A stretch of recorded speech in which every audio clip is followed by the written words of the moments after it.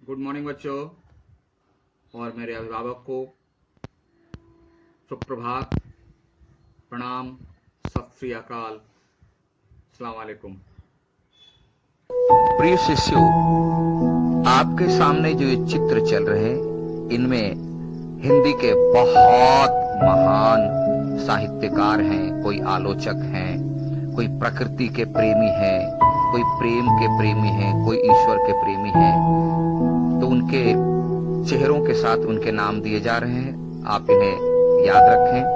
एक हिंदी साहित्य के विद्यार्थी होने के नाते आपकी पाठ्य पुस्तकों में इनकी रचनाएं पढ़ने को मिलेगी, जिसे हम लोग पढ़ेंगे, और बोर्ड परीक्षा तक में इनके नाम और इनके काम और इन्हें किस नाम से पुकारा जाता है, किस धारा के कवि हैं, इनसे संबंधित प्रश्न पूछे जाते हैं।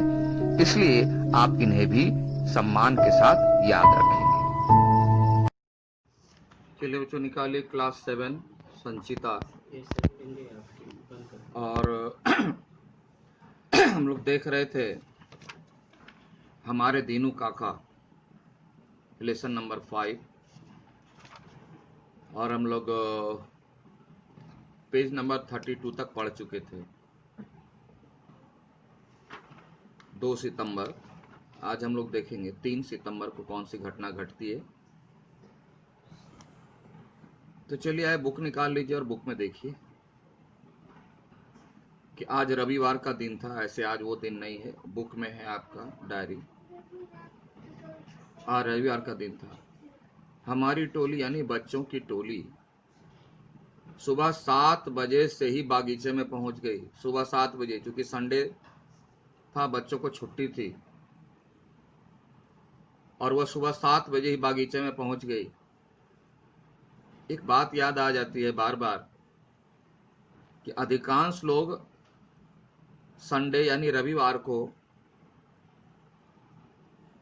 ज्यादा सोते हैं। क्यों? आज रविवार है।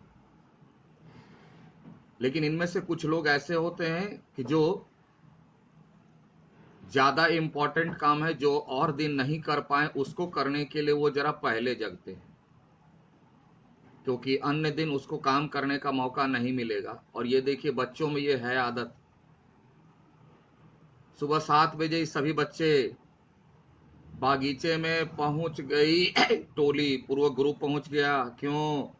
कि उन्होंने देखा कि और सब दिन तो स्कूल रहता है, रविवार के दिन ही एक छुट्टी मिलती है, और सबसे महत्वपूर्ण आज सल्टाना है, निपटाना है। क्या? कि दीनू काका की समस्या है। सोसाइटी के लोग, सेक्रेटरी साहब, बड़े लोग कहते हैं बड़े लोगों की बड़ी बात होती है, लेकिन जो हमारे बच्चे कर गुजरते हैं वो शायद बड़े लोग कभी नहीं कर पाते। उन्होंने रविवार को इसलिए चुना कि रविवार का दिन स्कूल छुट्टी रहती है, और इस दिन सबसे महत्वपूर्ण काम को जल्दी सलट लेना है। इसलिए हम उनकी सुबह 7 बजे से ही, अव्यय पढ़े होंगे, निपात से ही किस में लगता है? ऐसे वाक्य में जब किसी कार्य को बहुत ज्यादा महत्व देकर फोर्स किया जाता है। दीनू काका भी काम पर आ गए। वो उनको नहीं देखना है संडे है कि मंडे, है ना? स्लोगन में है, संडे हो या मंडे, रोज खाओ अंडे, खाओ रोज, लेकिन काम मत करो। वे चुपचाप, चुपचाप क्यों है? चुपचाप व्यक्ति कौन रहता है? जिसके मन में कुछ तकलीफ होती है, वो चिंतन मनन करते हैं। तो दीनू काका के मन में भी ये तकलीफ थी कि अब वो करें तो क्या करें, कौन सा रास्ता निकालें। इसलिए वो किसी को बिना बताए चुपचाप अपने काम में लगे हुए थे। क्यारियों को खुरपी से मिट्टी ऊपर से नीचे करने लगे, यानी वो अपने काम में व्यस्त हो गए। हम लोग पहले अपने खेलों में व्यस्त रहे, क्योंकि उनका डेली का रूटीन था। बच्चे पहले खेल करके अपने मन को शांत कर लिए और फिर निशी ने हिम्मत करके दीनू काका से पूछ ही लिया ही फिर आया निपात। क्यों? निपात का प्रयोग करने से वाक्य का अर्थ बिल्कुल बदल जाता है और सबसे ज्यादा महत्वपूर्ण बातों को स्पष्ट करने के लिए निपात लगाया जाता है। तो जो भी लेखक होते हैं या कवि होते हैं वो एक शब्द भी बहुत सोच समझकर खर्च करते हैं, बहुत सोच समझ कर, क्योंकि उनके पास शब्द ही तो रहता है और उसको सही समय पर, सही जगह पर, सही परिस्थिति में वो खर्च करना जानते हैं। इसलिए वो दीनू काका से पूछ ही लिया। क्यों? उनके मन में तो चल रही थी बात कि दीनू काका को क्या कष्ट है। पूछा, काका कल वह आदमी आपके यहाँ आया था? बोला, कल वो आदमी आया था जो इसके पहले जो आया था? बोला, हाँ वही जो आप पर चिल्ला रहा था। कौन था वह? क्या चाहिए उसे? वन बाय वन बच्चे पूछने लगे दीनू काका से। दीनू काका यह सोचकर उत्तर थोड़ा लेट से दिए और बड़े आराम से कि सबसे पहली बात कि बच्चों के सामने झूठ मत बोलिए,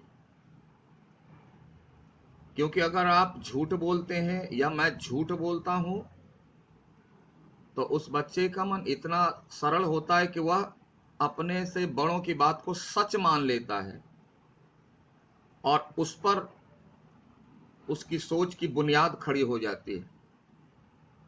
और झूठ की बुनियाद पर जो बातें खड़ी होती है वो बहुत खतरनाक होता है।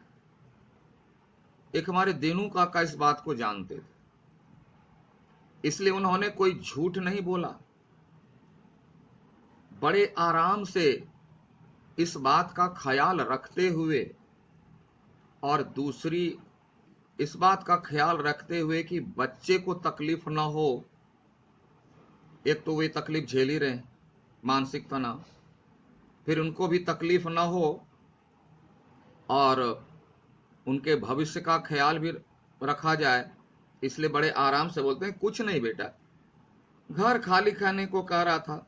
मेरा मकान मालिक है, किराया बाकी है तो घर खाली करने को तो कहेगा ही, क्योंकि मैंने किराया दिया नहीं, मैंने 2 महीने से उसका किराया नहीं दिया। सच्ची बातें बता दी और बड़े प्यार से, ताकि बच्चे के सामने सच भी बोला जाए और उनको तकलीफ भी ना लगे। बस इसीलिए वह गुस्सा हो रहा था। कोई नहीं बेटा, वो दे दूंगा उसके पैसे, तुम लोग चिंता मत करो।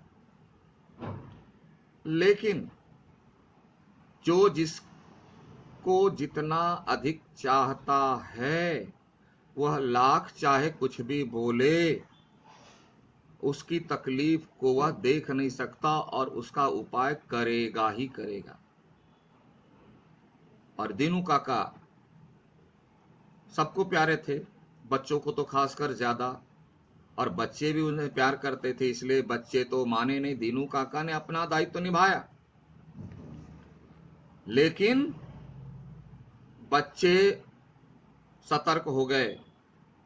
हालांकि यह कहकर दीनू काका पास की दूसरी क्यारियों को भी ठीक करने लगे।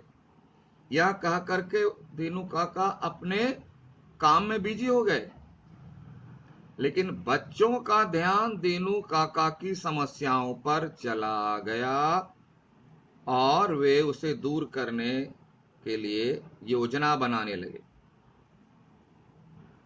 तो सबसे पहली बात, बच्चों के सामने यह समस्या खड़ी हो गई कि वे तो हैं बच्चे, उनकी पहुंच बहुत कम चीजों तक होती है, बुद्धि हो, विवेक हो, धन हो, जो भी हो। तो वो दीनू काका के लिए क्या कर सकते हैं? लेकिन फिर भी बच्चों ने हार नहीं मानी, वो लगे रहे। हमारी टोली असमंजस सी एक दूसरे का मुंह देखने लगी और वो एक दूसरे का मुंह देखने लगे। क्या? किस लिए? कि आखिर कौन सा उपाय किया जाए। किसी के दिमाग में कोई उपाय चल रहा है तो बताओ। दीनू काका लाख अपने दर्द को छिपा लें, बच्चे उसे छिपने नहीं देना चाहते और उनकी तकलीफ को दूर करने का उपाय ढूंढने लगे। और इसीलिए सभी बच्चे एक दूसरे का मुंह देखने लगे कि क्या उसके दिमाग में, मानो उनकी आंखें पूछ रही हो कि क्या तुम्हारे पास इसका कोई उपाय है, और अगर है तो बताओ। लेकिन हम कर भी क्या सकते थे। देखो, इस वाक्य से ऐसा पता चल सकता है कि वह शांत बैठ जाएंगे बच्चे, लेकिन नहीं, कर भी क्या सकते थे। यह जो है बाहरी जो एक धारणा है हम लोगों के बीच कि बच्चे हैं, ये कुछ नहीं कर सकते, इससे उपजा हुआ यह वाक्य है। इसका अर्थ यह नहीं कि बच्चे चुपचाप हार मानकर बैठ गए।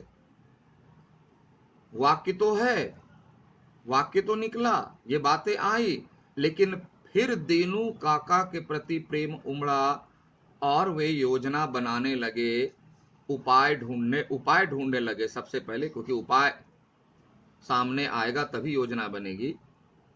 उपाय ढूंढने लगे कि आखिर कौन सा रास्ता निकाला जाए जो दीनू काका की तकलीफों को दूर कर सके। ठीक है, तो बच्चों के दिमाग में यह बात आ गई और अगली कक्षा को हम लोग फिर अगली बार देखेंगे। Thank you, have a nice day.